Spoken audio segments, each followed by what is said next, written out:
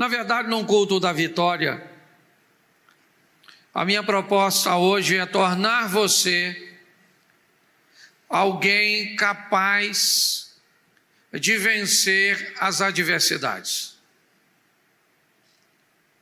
Conseguir ser forte o suficiente para cumprir o ciclo, para conseguir suportar o rojão.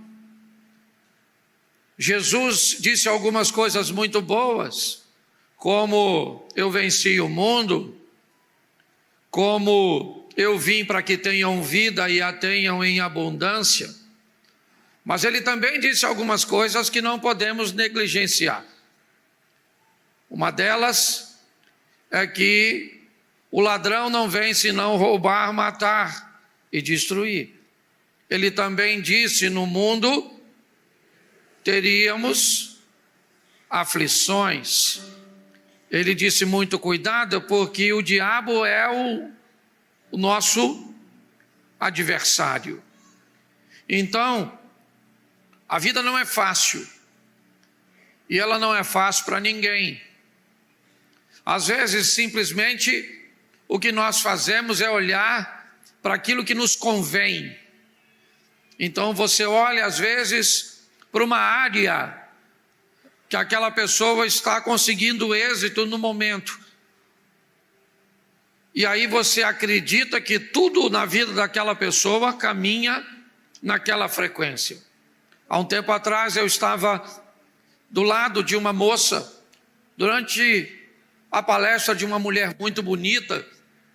Eu era um dos palestrantes do evento, e aquela mulher estava palestrando. Ela é famosa, ela é rica, e essa moça que estava do meu lado, eu não conhecia. Ela me disse: a vida não é justa não, pastor. Você vê, olha a vida dessa mulher. Eu gostaria de ter a vida dela. Aí eu olhei para ela e eu conheci a moça que estava palestrando. E eu disse: sério? Ela disse: sério. Eu falei: nossa, eu jamais imaginei que você gostaria de sepultar seu filho. Um tempo atrás, essa moça perdeu um de seus filhos. E aí ela, assustada por não saber disso, olhou para mim e disse: mas isso eu não queria. Aí eu olhei para ela e falei: então você não quer ser ela. Você só quer ter algumas coisas que você considera positiva na vida dela. E o que for negativo, você não quer e vai pegar o positivo do outro. Essa é a história de Frankenstein, um monstro composto por partes diferentes. Isso não é a realidade. Então, ser forte e corajoso não foi uma mensagem deixada por Deus apenas para Josué, mas para todos nós. A Bíblia não pede de você perfeição, o que ela pede é aperfeiçoamento. Então, a minha mensagem hoje tem o propósito de gerar aprendizado e aperfeiçoamento, porque a vida vai nos expor a muitas situações com um propósito: amadurecimento. Olhe para quem está do seu lado e diga assim: ficar velho é obrigatório, amadurecer é opcional. Isso aí. Muitas vezes na vida nós vamos estar expostos a dois tipos de problemas. Alguns criados por nós mesmos. Muitos problemas que nós enfrentamos, eles são de origem de escolhas errôneas, de posicionamentos inadequados, de permissões indevidas. Então, muitos problemas que nós vamos enfrentar, eles são criados por nós mesmos. Mas alguns problemas chegam na nossa vida e nós não fizemos nada para tê-lo. Se você observar a mulher que está sendo conduzida para ser apedrejada por ser uma adúltera, João capítulo 8, quem causou o problema para ela foi ela. Ela sabia que o adultério era uma pena de morte, uma pena capital, mas ela quis correr o risco e não deu certo. Ela merecia morrer. Você olha para o Bartimeu, que fez Bartimeu para nascer cego? Nada. Há problemas que nós somos os causadores. Há problemas que nós não fizemos nada para que eles aparecessem. Porém, segundo a vida, criado por nós, ou trazido para a nossa vida, sem nenhuma culpa, nós vamos precisar vencer. Eu não sei o que você vive hoje, talvez um problema causado por você mesmo. Não olhou o namorado direito, ele virou noivo.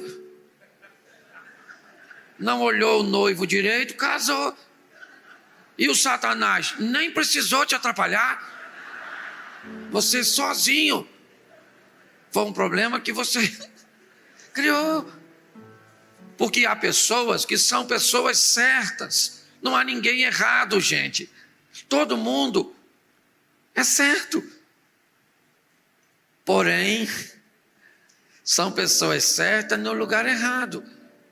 Às vezes, por exemplo, a pessoa, ela é certa para estar assim num consultório psiquiátrico, num divã de um analista, tomando uns ansiolíticos bom. E onde é que essa pessoa está? Na sua certidão de casamento.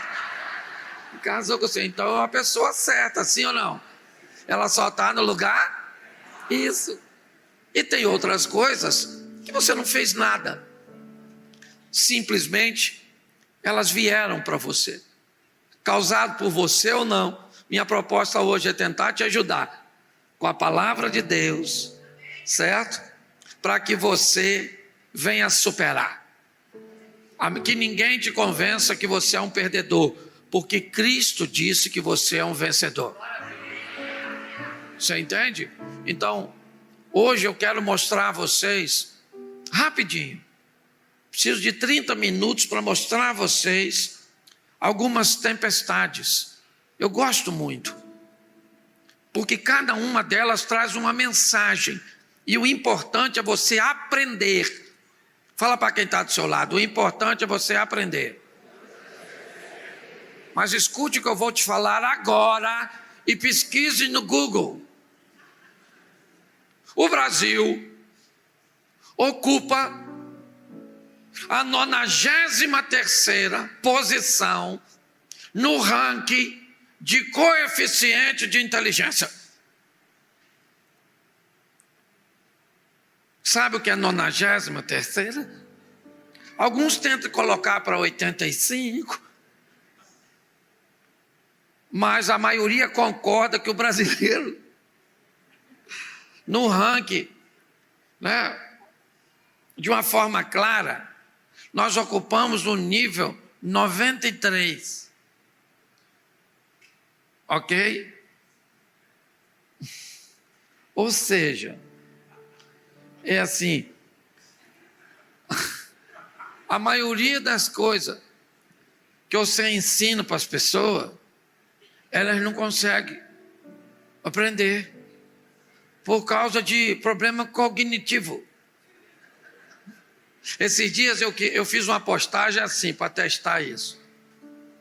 Eu falei, se você convive com pessoas difíceis, que têm comportamentos inadequados, e você costuma chamar essas pessoas de palhaços, não gosto de ir na casa de fulano porque é uma palhaçada. Eu falei, se você não gosta de palhaço, o problema não é o palhaço. Pare de ir no circo. A pergunta é, por que você continua indo ao circo? Aí uma moça escreveu na minha postagem, ué, não sabia que o circo era pecado.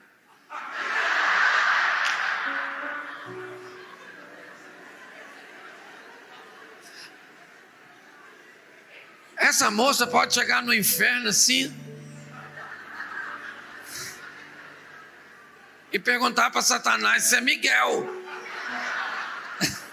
Porque tem gente que não entende quase nada. Então eu preciso da sua atenção agora. Olha para mim, certo? E não diga nada. Virou até canção, tá certo? Então nós vamos dar uma olhada. Dá para botar o texto aqui que eu vi. Então coloque para mim Jonas capítulo 1, verso 3 e 4. Nós vamos ver a primeira tempestade. Jonas capítulo 1, verso 3 e 4. Dá para colocar? Isso.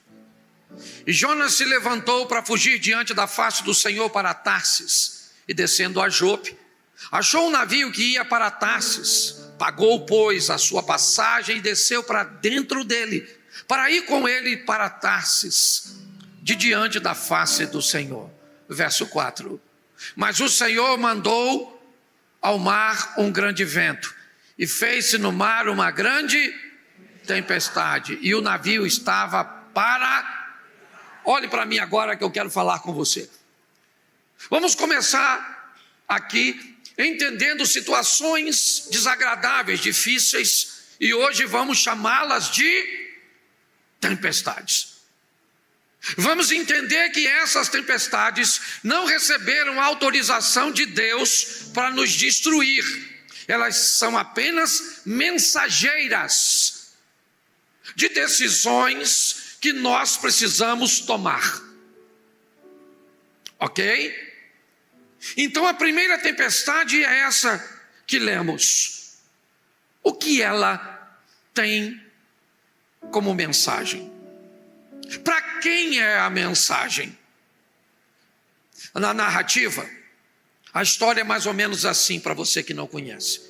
Jonas é o profeta do Senhor.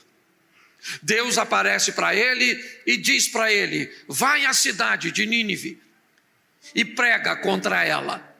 Diga a ela como eles estão vivendo. Era uma mensagem de confronto, difícil, uma mensagem dura.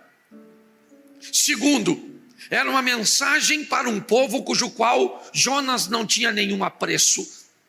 Jonas não tem interesse de ver aquelas pessoas mudadas. Aquele é um povo violento que provavelmente vai tentar contra, ou pode tentar contra a sua vida, se ele resolver levar uma mensagem de oposição. Ele não quer ir. Então ele resolve desobedecer a Deus. Ele resolve fugir. E ele foge para um porto marítimo, Jope. Compra uma passagem de um navio que vai para a Espanha, para Tarsis. E entra nesse navio. O capitão do navio, ele não é profeta. O capitão do navio não desobedeceu a Deus. O capitão do navio não tem nada a ver com esta situação. Só que durante o processo de navegação, uma tempestade se abate sobre aquele mar. O navio está praticamente quebrando-se. O capitão do navio precisa resolver aquilo.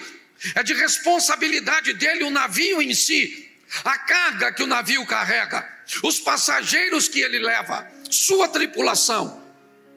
E para ele a coisa mais valiosa, sua própria vida. Tudo isso está em risco por causa dessa maldita tempestade. Ele é um trabalhador, um homem honesto, decente. Que erro cometeu este capitão do navio? Por que é que está acontecendo isso com ele? O barco dele recebeu um desobediente. Sabe o que aquele homem fez? Para navegar com mais facilidade, jogou a carga do navio fora. Para tornar o navio com uma flutuabilidade melhor.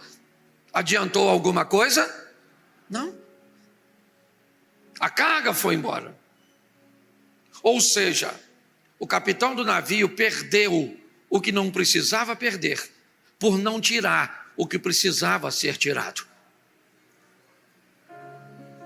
Quanto mais rápido você identificar, pedir a Deus o discernimento sobre o porquê dessa tempestade, porque às vezes ela é uma tempestade de denúncia, que vem denunciar uma pessoa, como Jonas, um relacionamento, um comportamento, alguma coisa que Deus poderia remover da sua vida, mas não vai, porque não é obrigação de Deus tirar da sua vida aquilo que você tem que ter a responsabilidade de tirar.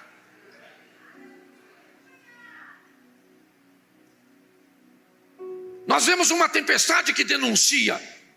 Qual é o problema? É Jonas. E onde ele está? No barco do capitão.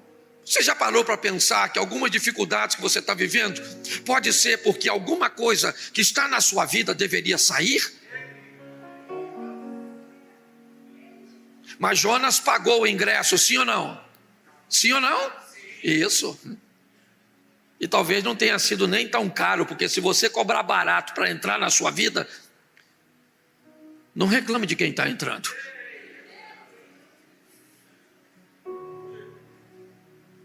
Tem uma frase que eu gosto muito, ela diz: se você tem funcionários e você só quer pagar banana, não reclame de só ter macaco trabalhando para você. Nós temos que aprender a identificar. Essa é uma tempestade importantíssima. Ela vem denunciar: tem alguém aí dentro que não deveria estar. Tem alguém na tua família, tem alguém na tua casa. Nós estamos enfrentando um probleminha familiar, certo? E aí hoje eu e Mary estávamos orando de manhã. Não temos ainda o discernimento de onde está, mas sabemos que temos um problema, uma tempestade, algo está acontecendo. Estávamos orando a Deus, pedindo a Deus nos dê o discernimento. Então eu não sei o que você está atravessando, mas se você está em meio a uma tempestade, pergunte a Deus: tem alguma coisa na minha vida que eu tenho que jogar fora? E você sabe o que é mais sensacional? É que Jonas disse para o capitão do navio: essa tempestade é culpa minha, sim ou não? Mas o Jonas pulou? Não, o que o Jonas disse para o capitão? Me jogue fora. O problema não vai embora sozinho, meu irmão. Você é que tem que dizer: vai embora. E às vezes o problema pode ser muito simples. Pode ser um filho dormindo no quarto do casal, acabando com a intimidade dele. Seu filho não vai sair da cama, santo. Você que pega. A vez para passar a mão na mulher, tem que fazer uma ponte aérea.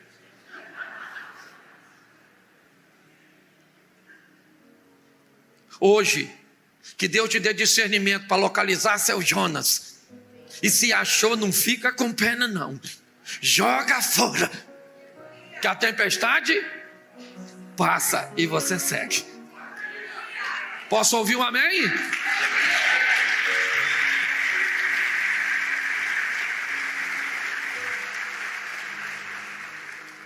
Segunda tempestade.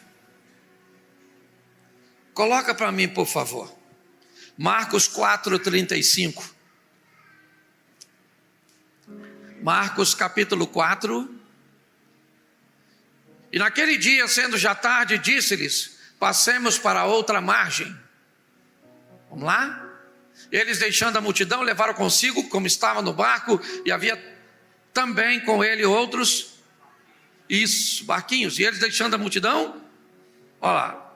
E levantou-se um grande temporal de vento, de maneira que as ondas subiam sobre o barco, e ele já quase se enchia. E ele estava deitado na popa do barco, sob a almofada, e despertaram, dizendo: mestre, mestre, não te dá que pereçamos? E ele, despertando, disse ao vento: cala-te. Disse o mar: aquieta-te. O vento se aquietou, e houve grande bonança. E disse: por que sois tão tímidos, ainda não tendes fé? E sentiram um grande temor, e diziam uns aos outros: mas quem é este que até o vento e o mar lhe obedecem? Olha para mim aqui. Os discípulos estão lá no barco, sim ou não? Sim. Jesus falou: entra no barco comigo. Eles foram? Sim ou não? Os discípulos falaram: entra no barco, vamos lá para o outro lado, vamos comigo. Eles foram ou não foram? Eles estão obedecendo ou não? Então o que é que um crente espera que aconteça com ele quando ele está obedecendo? isso vai dar tudo certo se a gente colocar. Mas não é assim não.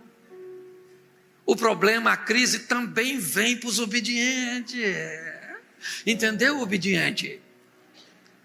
Tá certo? Porque você obedeceu e achou que Satanás foi neutralizado por sua obediência. Satanás é Satanás, chifrudo, o único chifrudo que não tem mulher, é aquela praga.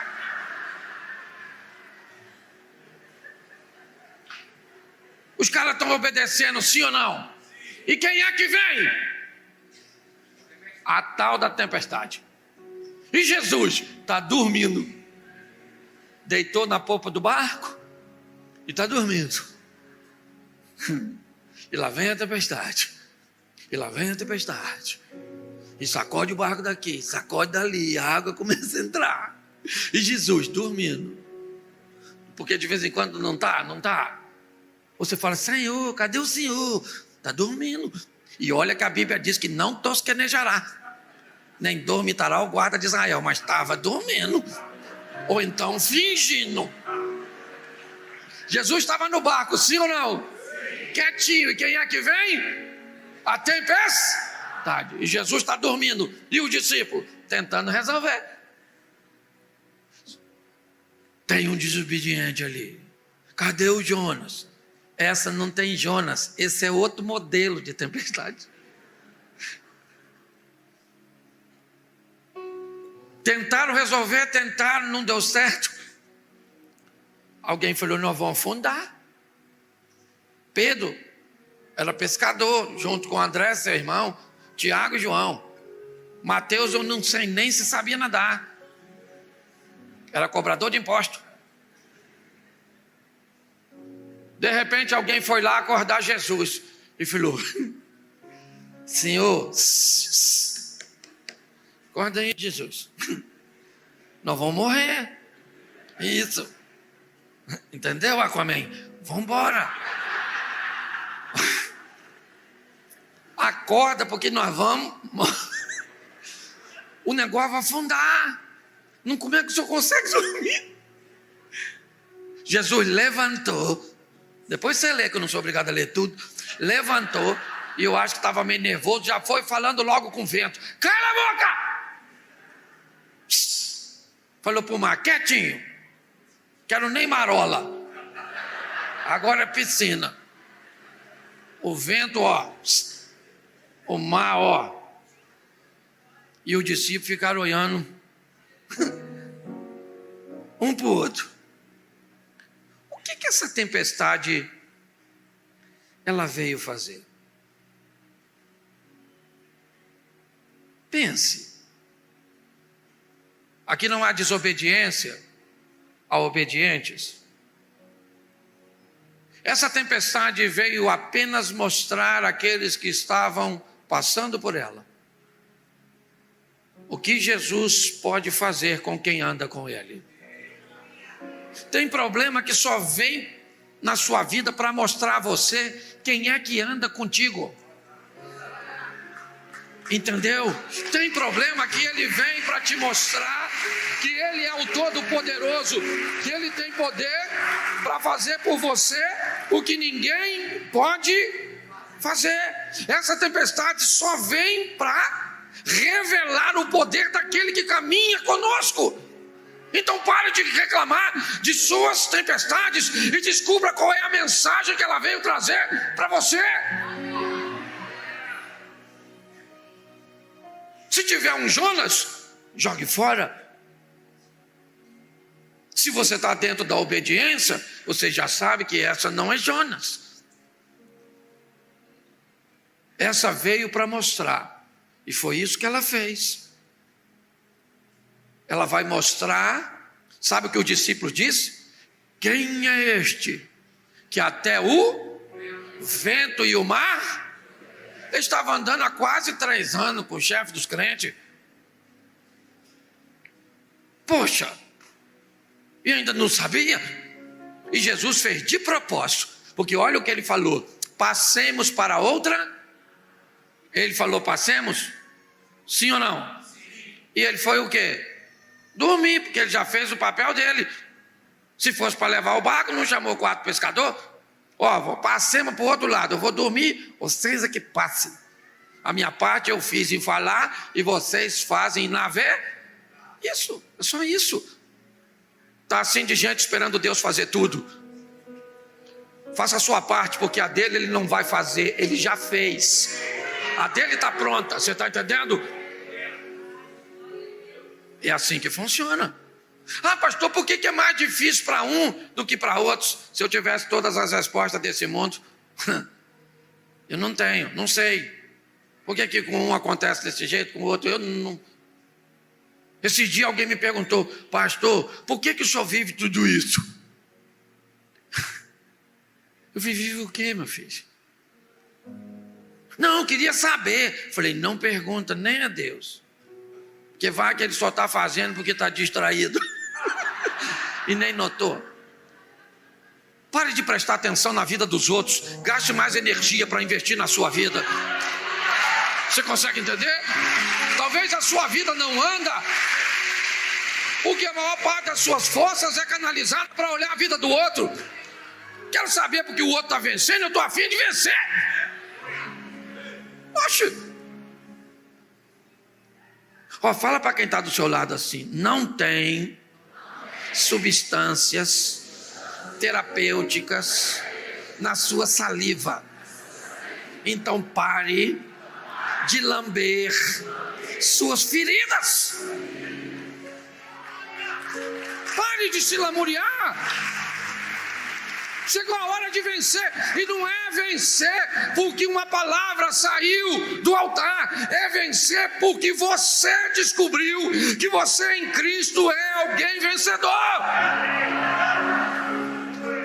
Porque eu vou te dar uma notícia: se tu depender da torcida para os outros para ganhar, é melhor torcer para o Vasco. Porque eu vou te falar, se o Davi dependesse da torcida dos outros, tinha ganho. O rei acreditava nele, os irmãos acreditavam nele, o pai acreditava nele, o exército de Israel acreditava nele, Golias acreditava nele, o exército dos filisteus acreditava nele. Quem é que acreditava em Davi? Não! Quem é que acreditava em Davi? Ele me disse: eu venci um leão e um urso.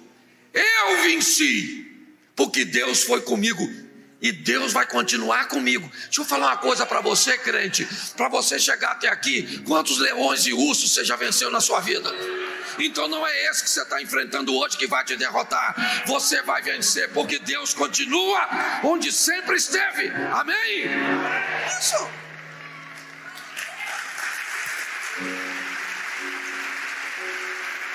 Mateus 14,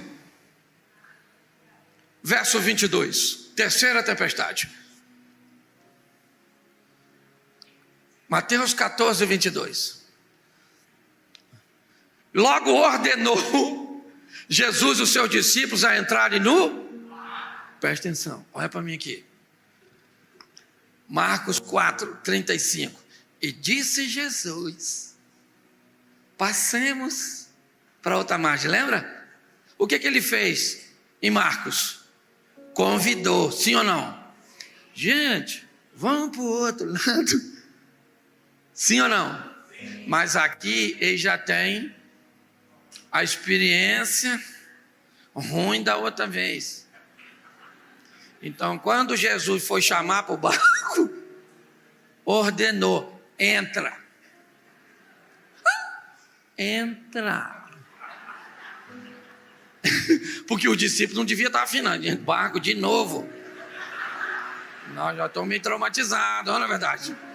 E pior, logo ordenou Jesus que os seus discípulos entrassem no barco e fossem adiante dele para outra, enquanto ele falou para o discípulo: vão vocês, que eu vou depois. Depois como? Se tinha um barco só. Os caras falaram: agora que nós morrem. Da outra vez, se afundasse para nós, afundava para ele também, mas dessa vez ele nem vai, né? Não querem não. Entra. entra. Já notou que tem situação que você não tem escolha? Esse negócio de livre-arbítrio vira balela? Né? Nós não podíamos escolher assim, para tudo. Deus disse, escolhe com quem casa.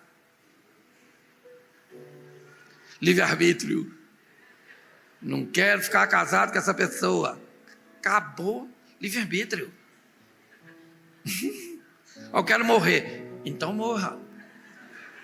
Você está rindo, mas é sério. Esse negócio de livre-arbítrio não é para tudo, não.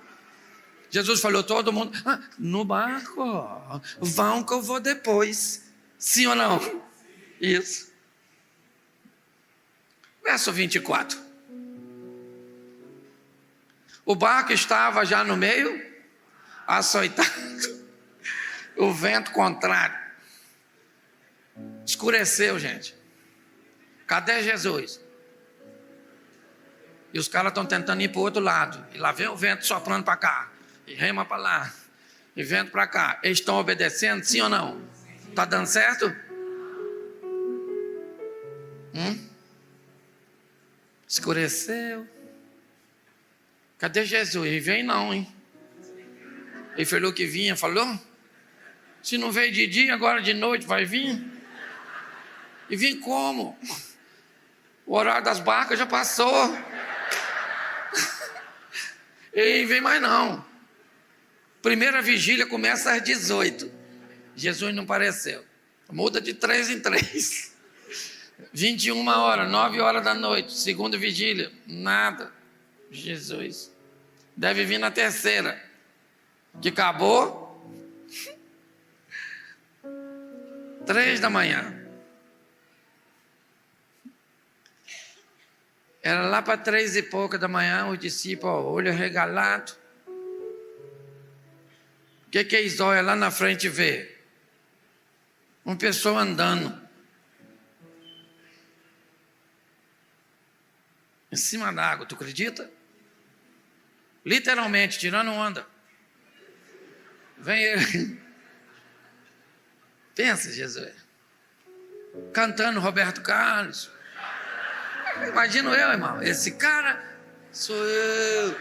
Isso, vem ele. Os caras tudo lá com medo, sim ou não? Sim ou não? O barco. Vento forte, contrário. Onda querendo entrar. E ele vai andando. Quando alguém viu, aí não aguentou. Gritou, fantasma, bombordo. Ninguém correu. Ninguém correu, não tinha para onde correr, estava no bar. Aquela gritaria, socorro, fantasma, não tinha mulher não, só macho. Uma gritaria, um escândalo, socorro, socorro, um fantasma está se aproximando. E Jesus lá do lado de fora falou, fantasma o quê, rapaz? Falei que vinha. Alguém falou aí.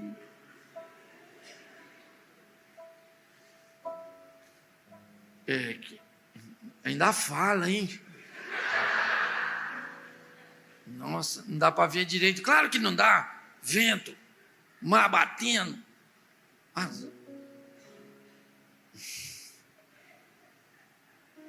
Todo mundo quieto.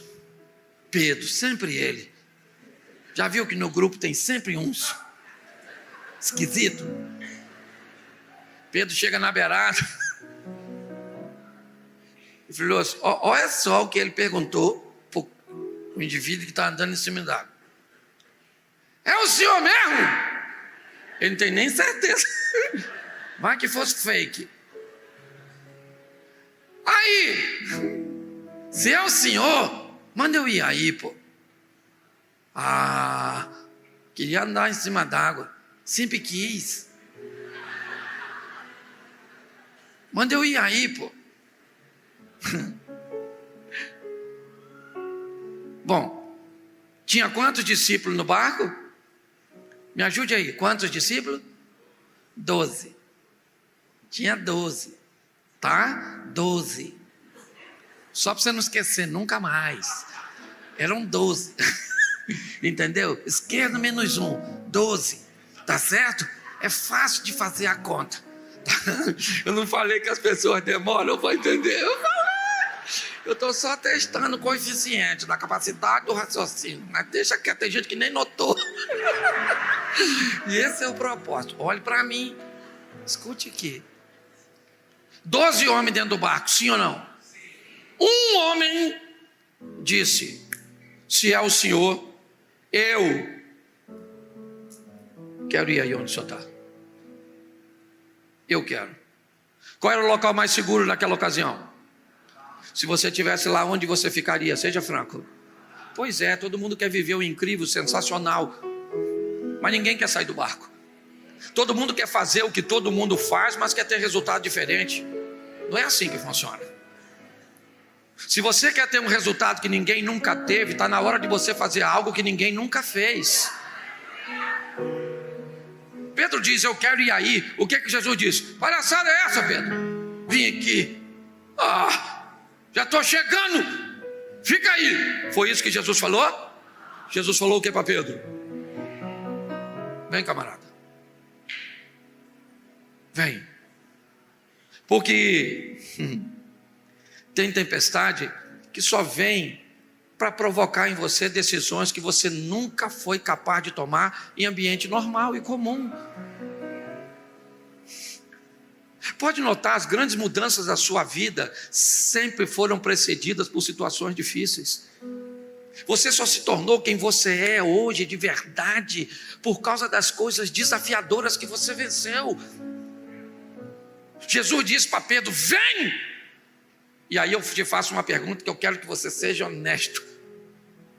Pedro vai sair do barco, sim ou não? Sim. E você acha que os 11 homens que ficaram dentro do barco estavam torcendo para dar certo?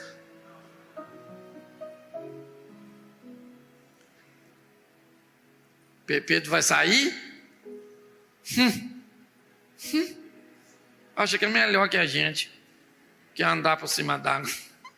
Vai se lascar, quer ver? E eu não vou pegar ele lá fora não, hein? Tá bom? Ninguém mandou sair. Andar em cima d'água. Dessa escuridão toda com aquele fantasma que está lá. E eu não vou. Você vai, ô João? Eu também não vou não. Deixa ele ir. E você, Tomé? Eu? Se o João não vai, eu é que vou. E o Judas? Já foi, Judas. Eu vou nada. Deixa eu afundar. Pensa Pedro botando o pezinho para fora e segurando no barco. Isso aqui funda, né? Nossa, eu nem estou querendo ir mais. E lá vai ele andando em cima d'água, sim ou não? Sim ou não? Sim. Isso aí. Quem estava dentro do barco estava fazendo o quê? Torcendo. Afunda. Por quê? Porque quem não sai do barco detesta ver você saindo. Quem não faz nada diferente detesta ver você fazendo. Quando você resolve viver o incrível, o extraordinário, o sensacional, você causa um problema para quem não vive. Você mostrou que era possível. Isso por si só já é uma ofensa danada. Ninguém vence na sua casa. No dia da reunião de família, você me aparece com aquele carrão. E ainda buzina, pam, pam. Sai as suas cunhados, sobrinhos, sai tudo. Ô vacilão, vai num ambiente desse, vai de Uber. Não constrange os outros não, porque a vitória é um troço difícil dos outros engolir. Ninguém se formou até hoje na sua família. Só se formaram em letras apagadas, ciências ocultas. E você fez engenharia, miserável. Você virou médico, sua praga. Você perdeu justamente 35 quilos. E ficou linda. Nunca mais vai na casa dos parentes. Faça FaceTime só com o rosto.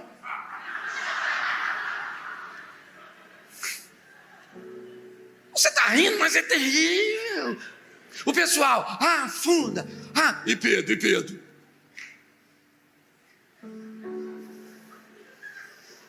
Não chega nunca, meu Deus do céu.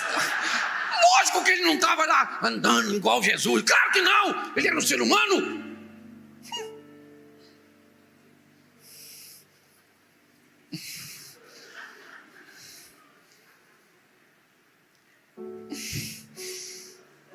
Quando ele está quase chegando, sabe o que Pedro falou para ele?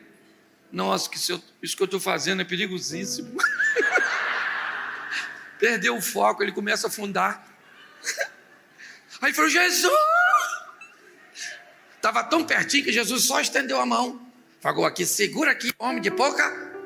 Pô, se Pedro foi lá e era de pouca fé, quem não foi era de pôr o quê?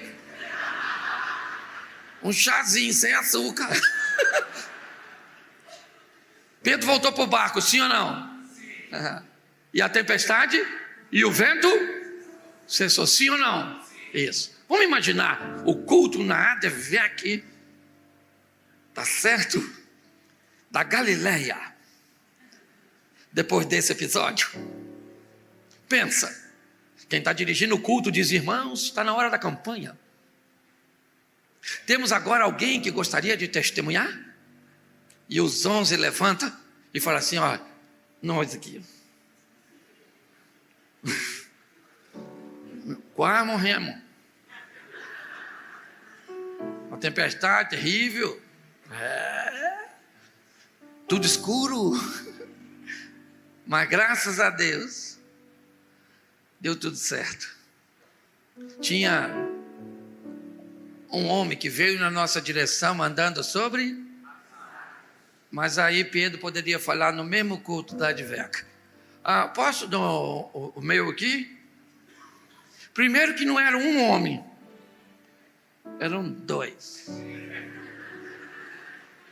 E só para ficar claro, era Jesus e eu.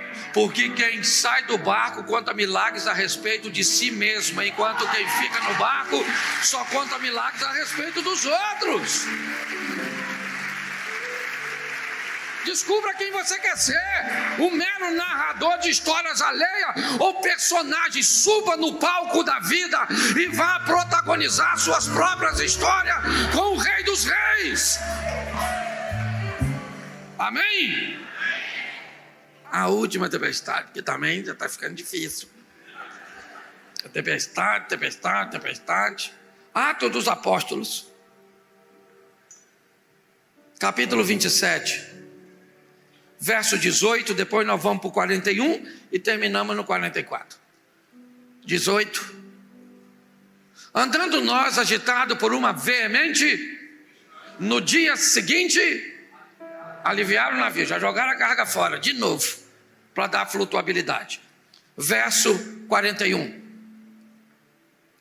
Dando, porém, num lugar de 2 mares, encalharam ali e fixa a proa, a parte da frente, ficou imóvel, mas a popa abria-se, a parte de trás, com a força das... Verso 44. Os demais... uns em, outros em coisas e assim aconteceu que todos chegaram a terra a salvo. Olhe para mim, essa tempestade é difícil. A primeira o barco afundou, sim ou não? Não, a primeira do Jonas, o barco afundou. A segunda de Marcos 4,35, o barco afundou quando Jesus repreendeu. A terceira, quando Jesus entra no barco com Pedro, o barco afundou. Mas essa, o barco afunda. Essa tempestade afunda o barco. Porque tem tempestade que vai vir na sua vida e ela vai afundar com o seu casamento. Ela vai levar um ente querido seu. Ela vai falir a sua empresa. Tem tempestade que ela vem e ela vem com a força total. Mas essa tempestade veio para mostrar uma coisa.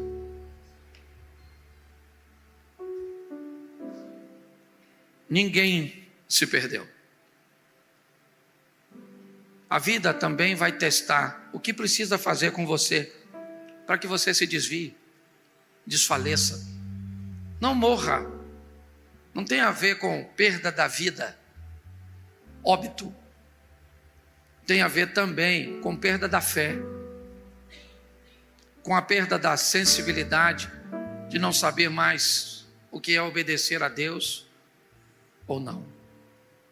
Essa é uma tempestade fortíssima, e o texto diz que uns em tábuas, outros em coisas do navio, o que sobrou, o que flutuava, mas todos eles chegaram em terra. Isso nos ensina que as tempestades, elas não podem nos destruir. O que nós precisamos para tornar a nossa vida mais leve é aprender o mais rápido possível com a mensagem. É um Jonas? Jogue fora. Veio para decisões que eu jamais tomaria num ambiente calmo. Então agitou que era para me agitar, mexeu que era para mexer comigo. Então eu gostaria que você cresce nisso. Aprenda com as tempestades e vença. Primeiro livro do profeta Samuel, capítulo de número 9, verso de número 1. Coloca para a gente, por favor. Você tem outra tradução? Se tiver, coloque para mim, por favor.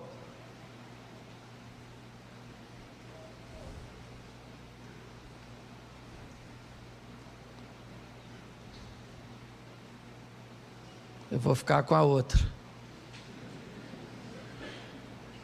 Tradução bíblica é um negócio.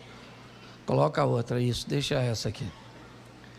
Havia um homem de Benjamim, cujo nome era Quis, filho de Abiel, filho de Zeror, e filho de Becorate, filho de Afias, filho de um homem de Benjamim, varão alentado em força.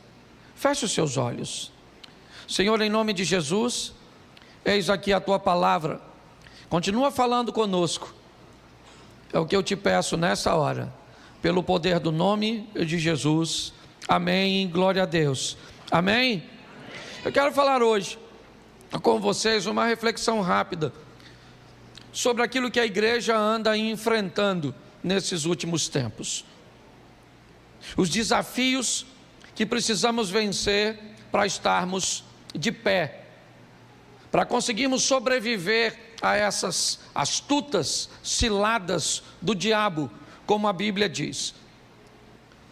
Enfrentamos duas coisas hoje: ou o aumento da pressão, que tem feito fortes sucumbirem, ou o crescimento da fragilidade, que tem feito com que a pressão nem precisa ser tanta, para que as pessoas venham a desistir, venham a sucumbir. Eu não sei direito o que está acontecendo, ou talvez para alguns mais fortes, a pressão seja mais intensa, e para o mais frágil, qualquer coisa anda fazendo com que ele retroceda. Eu peguei 4 homens de Deus na Bíblia, porque a minha proposta hoje é fazer com que a igreja entenda as pressões que estamos enfrentando, principalmente nas áreas emocionais. As dificuldades que as pessoas estão tendo de gerenciar suas emoções, de se abater com pouca coisa, ou não sobreviver com uma pressão realmente contínua e intensa. Nós não somos os primeiros a viver ou vivenciarmos tudo isso. Sempre houve pressões sobre a sociedade, sempre houve pressões sobre a igreja, e sempre vimos ao longo de toda a história alguns sobreviverem às pressões e outros sucumbirem às pressões. Às vezes conseguimos notar com muita facilidade que a pressão que fortalece um é capaz de destruir o outro. E talvez por isso a Bíblia diz que é melhor serem dois do que um. Porque no momento em que alguém estiver fragilizado, aquele que está mais forte o consiga sustentar até essa fase passar. E o fraco de hoje pode se tornar o forte de amanhã. E aquele que hoje necessitou de apoio, de sustento, será o sustento do outro no dia de amanhã.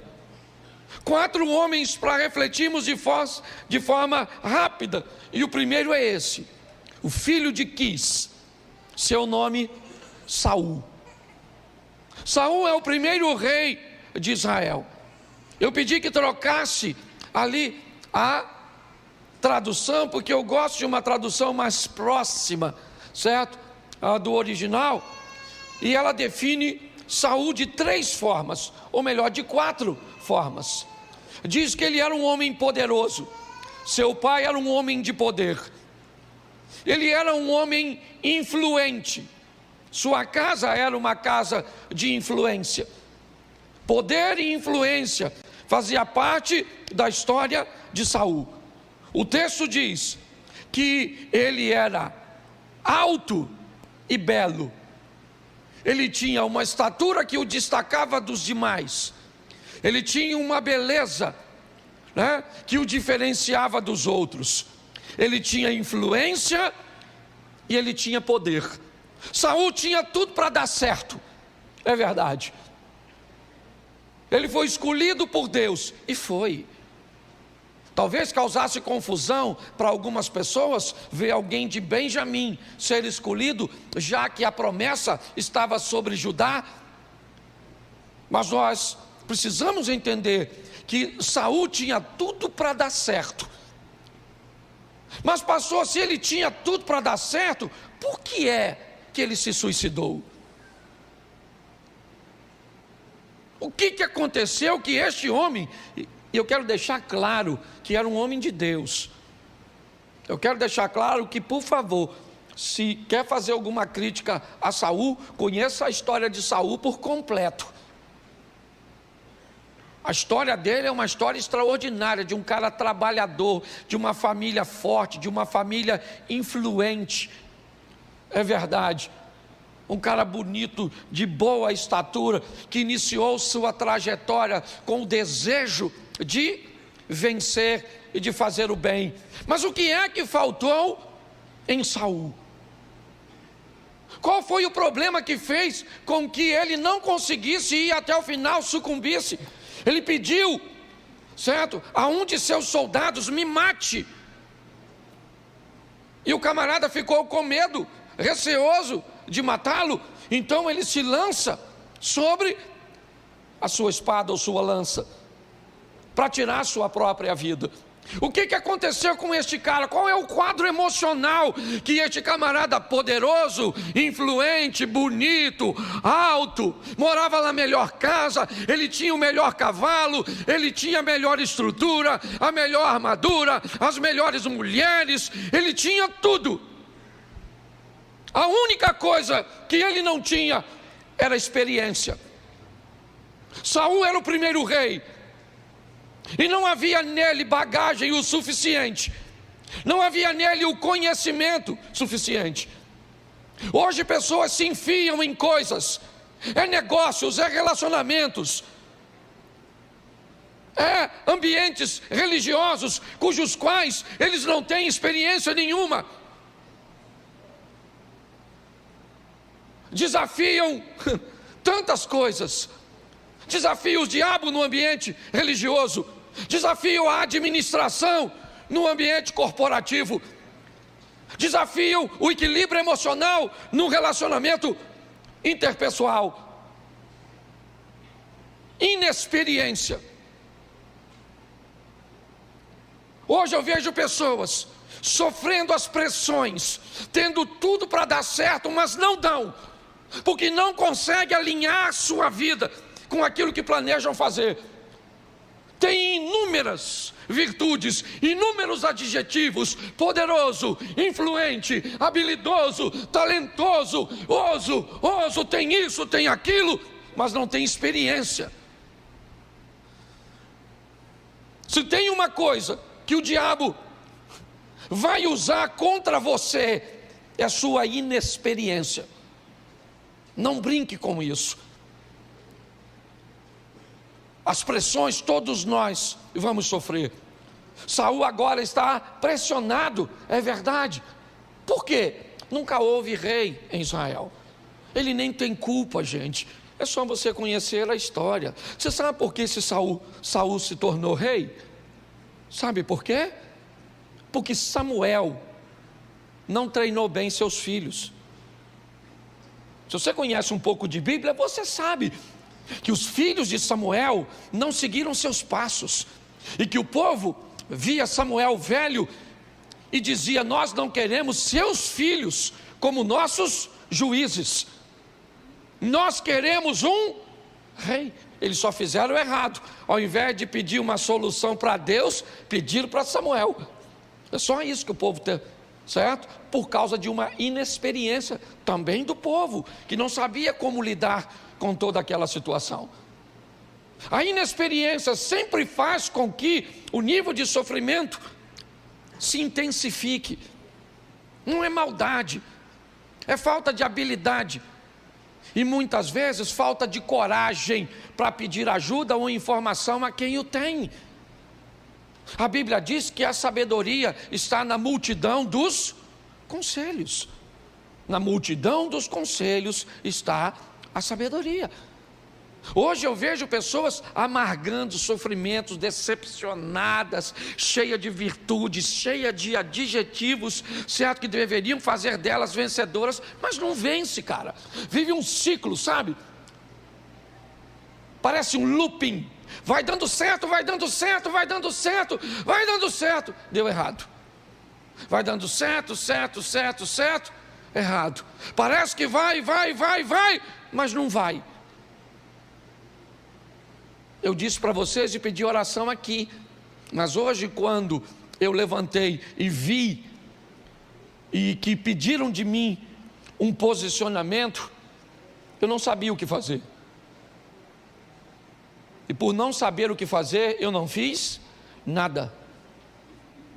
Amanhã, certo, eu vou estar acionando um grupo, vou falar para eles o que aconteceram e vou ouvir cada um deles, porque são pessoas com mais experiências do que eu. São ex-presidentes de uma instituição que hoje eu estou presidindo.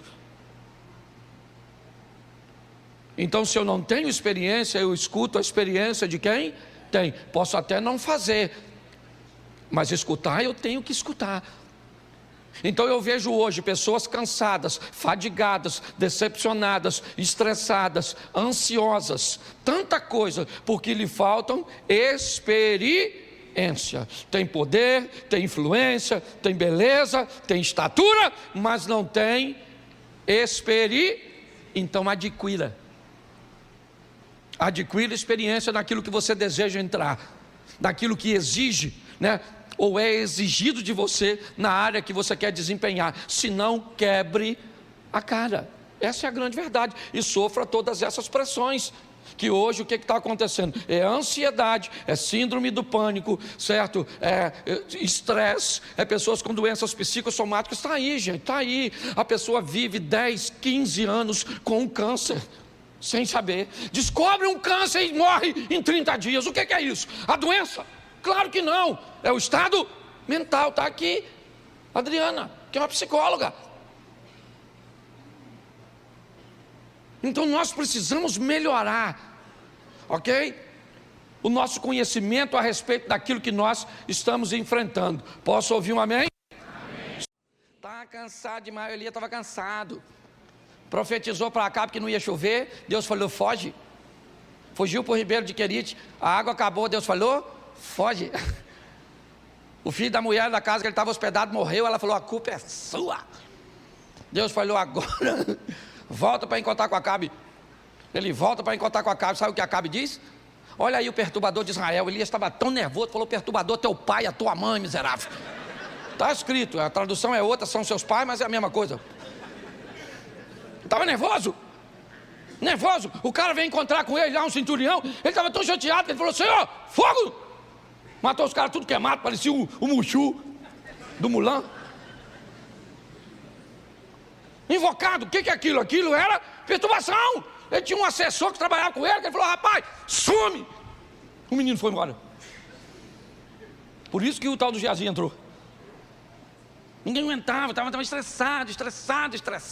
Chegou lá, falou: aqui, presta atenção, o cara está com Deus. Tem 400 profetas de Baal e 450 de Azera. Tem 850 almas. O que é para ele fazer? Fazer cair fogo do céu e falar para os caras: vamos aí, gente, aceitar o Deus Todo-Poderoso. Sabe o que ele faz? Corta o pescoço dos caras.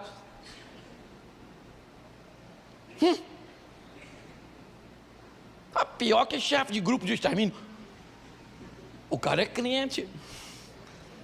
Só que ele está tão cansado que Jezabel, aquela mulher que eu falei no começo, ela falou assim: amanhã, essa hora, avisa o Elias que ele vai ser igual um dos profetas do papai que ele matou. Eu mato ele. Elias saiu correndo. Falou: nossa, que mulher perigosíssima. Pô, o cara que mata 450, ou melhor, 850 homens, e sai correndo uma mulher, o que ele tem? Cansaço.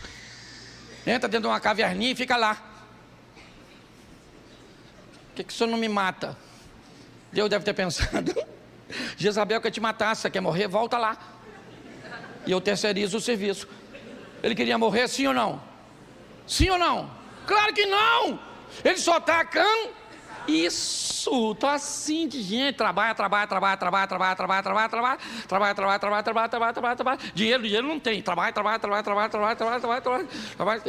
dinheiro não tem. Trabalha. E dinheiro, cadê o dinheiro? Isso, dinheiro. Parece que você trabalha e os outros dias vai para algum lugar. No submundo do crime. Aí é lógico o estresse. Cansaço. Nós estamos com o povo cansado, vindo para a igreja quase todo dia. Não dá nem tempo de ser crente. Por isso que eu não gosto, pelo amor de Deus. Vem para a igreja, um culto, 2 só e some.